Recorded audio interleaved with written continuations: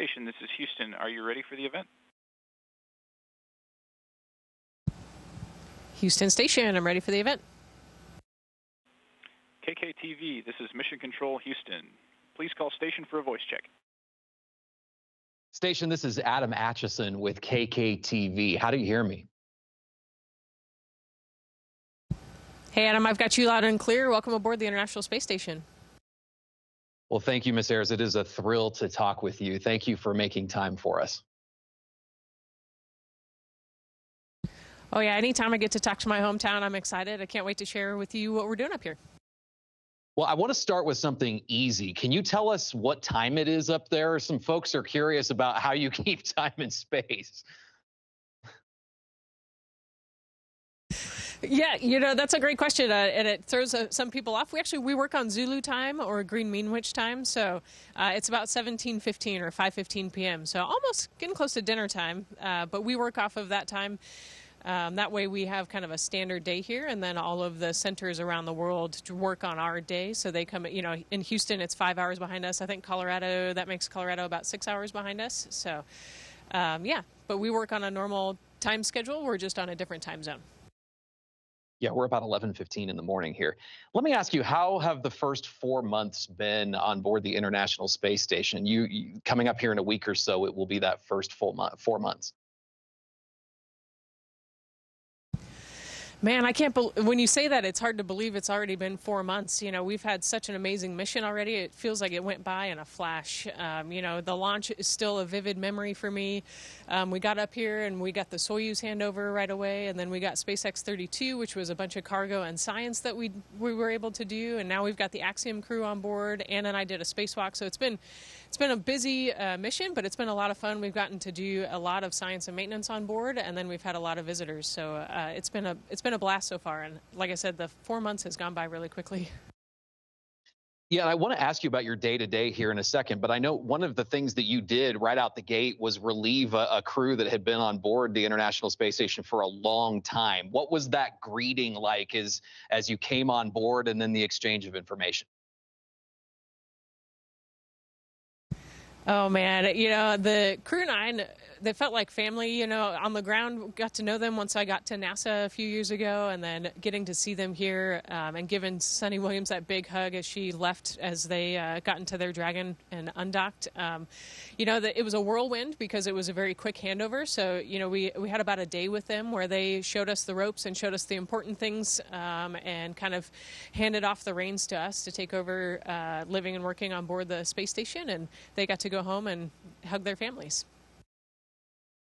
Yeah, and I'm sure that was a relief for them. What were your first impressions of space, getting up there, being on board the ISS, and then starting your day to day? Oh, man, I think one of my first impressions, and something that is never going to get old, and it's kind of become my party trick, but, when you're first on board here, you have to get used to talking to someone who's on the wall or talking to someone who's on the ceiling, and just being okay with that. Our treadmill is on the wall, our lifting machine or resistance machine is on the wall, and oftentimes there's a compartment right here above me, and you come down and you climb on the ceiling. So just having your brain adapt to up and down not really being a thing here, and being able to float around, that was a big adjustment. And then I think the other thing for me is just the view. I've wanted to take pictures up here, and I got to hand over with Don Pettit and learn all about how he takes pictures and how he does photography, and learned a ton from him, and have been trying to take as many pictures of the Earth and share that view with the world and with all the scientists and researchers out there. So I think the two biggest things for me have been like the brain adaptation and just kind of living and working in space, but then also the view has been absolutely stunning. I can imagine that's quite an adjustment, and it's fascinating to watch you even demonstrate it right now. Did your training prepare you for that? To what extent were you prepared for the zero gravity or microgravity? Oh, man, we do a lot of training at Johnson, and we have mock-ups that look just like this module here. So all of these racks, we have very similar training modules, but, it's tough to prepare for microgravity. There's really, I would say there's really no comparison. You know, flying airplanes, you can kind of get to 0G for a little bit before the oil system needs to get back to 1G, and so you know you kind of know what it feels like. But to live and work here is very different, you know, and feeling the fluid shift up into, you know, the upper parts of your body, and kind of learning how to live and work in that environment. You know, when I let go of my mic, it doesn't go anywhere. It might float off in a while because of the airflow, but you know, all of those things are tough to train, and so we learn the skills that we need to have to get up here and execute the science and the maintenance. But the adaptation period is a really important period for all of us to kind of figure out how to do life in space, and figure out how to not lose your spoon or lose your microphone if you let go of it and turn around. Sometimes when you turn back, it's not there anymore. Oh yeah, I can imagine.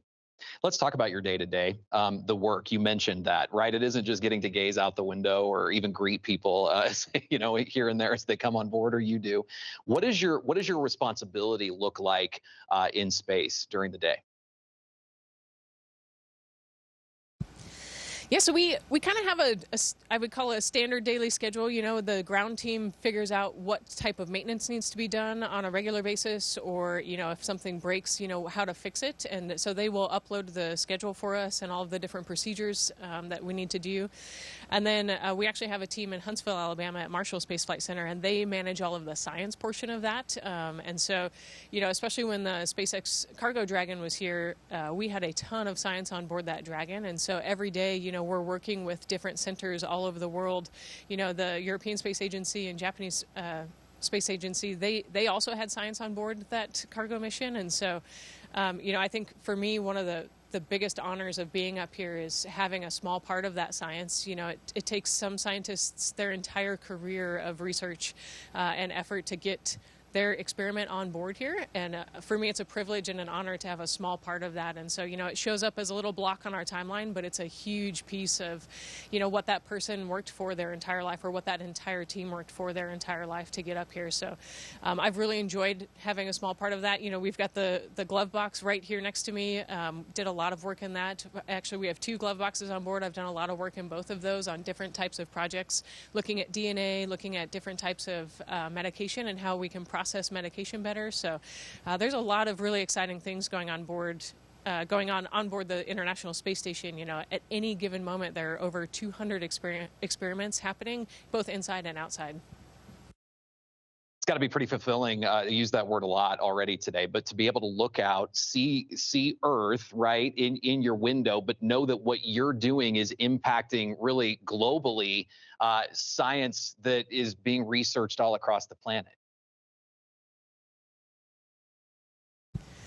Yeah, you know, I think it's something that none of us will ever take for granted. You know, every time I look out the cupola or out the wharf, which is the window that we have in the lab that looks straight down on Earth, you know, there's always something fascinating out there. There's always something to take a picture of. There's always something to learn from. And so I think that, yeah, that's one of the biggest parts of our mission here is Earth observations. And, you know, what can we learn about the Earth from this vantage point? You know, we have such a unique vantage point here. And, you know, we've got storms and weather systems, and we've got, you know, floods and natural disasters and hurricanes and all sorts of things that we have a unique point of view on. And so I feel a sense of duty to share that with the researchers and the scientists and the people that are down there. You know, when we look at the Earth, you can see the whole population of the whole Earth, and there are no borders. There's no different solid color, you know, state or country. It's all one giant humanity, and, you know, we only see differences because we see terrain. You know, we see the mountains or the rivers or things like that. And so there's a lot to be gained from looking at the Earth. And then we also look out at space as well. You know, we've got a lot of equipment on the outside of the space station that looks out into the universe to try to learn more as well. Well, you haven't just been on board the ISS, you've been outside it too. We have video of you making your first spacewalk. Tell me about that experience. How was it? Oh, man, I think, you know, as an F-22 pilot and a very operationally minded human growing up and for the majority of my career, and then came here, I feel like that's the tip of the spear. You know, it's just you and your crewmates. So me and Ann McLean, we each have our own little spacecraft, our spacesuit that's got its own life support system, its own power system, oxygen and CO2 scrubbing. And then we open that hatch and it's at vacuum. And, I was suddenly vividly aware of just how thin that visor is, when it's just you in the spacesuit and you're looking at the vacuum of space. But we had a job to do and we had several tasks that needed to get done. And it's super rewarding to know that we went out the hatch, we got everything done that needed to get done.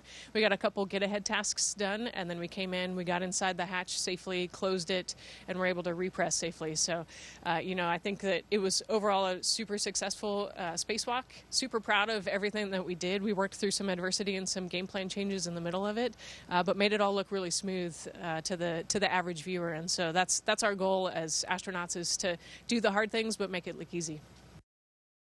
Oh, yeah. I want to talk about your ties to Southern Colorado, too. You grew up here, and there are a lot of people that have been keeping track of your journey to space. How did growing up here prepare you for this moment? Oh, man, I think so. Growing up in Colorado, I went to all the way up through middle school in Colorado Springs and then went to Woodland Park High School. So we lived right there in Colorado Springs and Divide. I have these memories of I've always loved space since I was, just this big. And, I used to drag my family out to the eastern portion, out onto the plains, away from the city lights in the middle of the night to go watch meteor showers. We used to do a ton of hiking and camping. So just the kind of exploratory side of the human brain, that was really tapped into there in Southern Colorado. You've got the mountains right there, and we did a ton of exploring in the mountains as little kids. And then also growing up right there, I knew I wanted to be an astronaut. And then as soon as I knew you could fly the shuttle, because the shuttle was flying during that time, I knew I wanted to be a pilot. And then, it was kind of a natural step watching the Thunderbirds fly over the Academy every year. I kind of just, everything fell into place. And as a very little kid, I decided that I wanted to try to get to the Air Force Academy and try to be a pilot in the Air Force and then on to be an astronaut at some point. And so, I think there's so much in the community right there in Southern Colorado that inspired me and allowed me to really pursue my dream and work really hard, but get to where I am today. Well, you mentioned observing space. We have a lot of areas across Colorado where you can observe the stars, space from the ground, but also the mountains. And I imagine that creates, maybe even in your mind, if you can tell us, kind of a unique and perspective of the distance between sort of the mountains and space. Yeah, actually, it's pretty phenomenal. We've flown over Colorado a bunch. I have a bunch of pictures of Colorado Springs and Denver and Pueblo and Canyon City and Grand Junction. You name it, I've probably taken a picture of it in Colorado. But, it's amazing with the types of lenses that we use and, how far away we are. I took a picture of Pikes Peak and then I moved just a hair, what I thought was a hair, and I'm pretty sure I ended up in Nebraska. So, it's so amazing. It's fascinating to see how big the world is. And Pikes Peak, when I think of Pikes Peak, I think of like one of the biggest mountains that I grew up seeing, and it's a small dot in the world that we get to see from here. And so it changes your perspective to just realize just how massive the Rockies are as a whole, how massive the Earth is, and just the different types of geology processes that are going on there. So there's so much, like I said, so much to learn about Earth, but I do love taking pictures of Colorado, that's for sure. I'm guessing too that it's a unique sense of, I don't know what the word I'm looking for is, maybe humility too, to think of how small maybe where you grew up is from space, but know how much of an important role that you're playing thousands of miles above us. Yeah, I think humbling is the right word. This, like I said, this has been a dream of mine since I was little. It took a lot of hard work and a lot of teamwork to get to where I'm at. That's kind of what I like to preach to everybody who has a goal or has a desire to go do something. Work hard and be a good team player. But yeah, it's kind of crazy to think, Colorado Springs is not the biggest city. Woodland Park's definitely not a big city. Divide's even smaller, so it's a testament to what can be done when someone puts their mind to something and works really hard and surrounds themselves with people that are willing to help them and encourage them. And, it's amazing to watch all of the support from Southern Colorado and from that whole area. I have so much support from all of my teachers and coaches and friends in that area who helped support me and supported my goal and encouraged me early on when I wanted to be an astronaut, encouraged me to go to the Air Force Academy. So, yeah, it's been really inspiring as well to see the community rally and really support me. It's been awesome. We have about 5 minutes left. I want to ask you about the Air Force Academy. What do you think, the most important aspects of your training here and through your military career that helped you become an astronaut? Yeah, you know, I said I preach teamwork, and I think that's exactly it. You know, I played volleyball at the Air Force Academy, so I was on a team there. And so learning how to take care of other people while you're in stressful situations, that was a huge part of it. But, you know, you're also on a team in your squadron and with your other classmates there at the academy. And again, you're learning how to take care of other people in stressful or austere situations. And so I think that was probably the biggest thing for me, was just learning how to be a good team player. You know, we live and work on board the ISS. Right now there are 11 of us, but on a standard day there are 7 of us up here, and we have to learn how to live and work together in an environment that's austere, and you know, we see each other every single day. And so learning how to be a good human and be a good team player was a huge part of my training and my mission here, but also, you know, in the Air Force as well. You know, you're on a team. It's, you know, in an F-22, you don't go anywhere by yourself. There's at least 2 of you, if not 4 or more of you, and so we employ as a team as well. And so I think that taking care of your buddies, both, you know, in the living environment, but also in the operational environment, has been huge. You know, I described Ann and I going out the door. That's just like a 2 ship of F-22s going into combat. We went out the door and into an austere environment together. And so I think that learning early on as a young adult how to be operational and be a teammate was huge for me. What's your message to others young people who might have aspirations like yours to get to space? Yeah, you know, like I said, I had a dream since I was a little kid, and, you know, keep talking about your dreams and find something that you're passionate about. You know, as a kid, I loved math, and so that worked out really well for me on this path, you know, that I wanted to be an astronaut. And so, you know, find something that you're really passionate about, work really hard at it, you know, put your nose to the grinder, work really hard, and then be a good team player, and that will get you anywhere you want to go in life. You know, you'll come across people who might laugh at your joke when you're an adult saying you want to be an astronaut, but just continue to work hard, and you'll run into the right people that will encourage you. So take care of others, work really hard. You can go anywhere you want.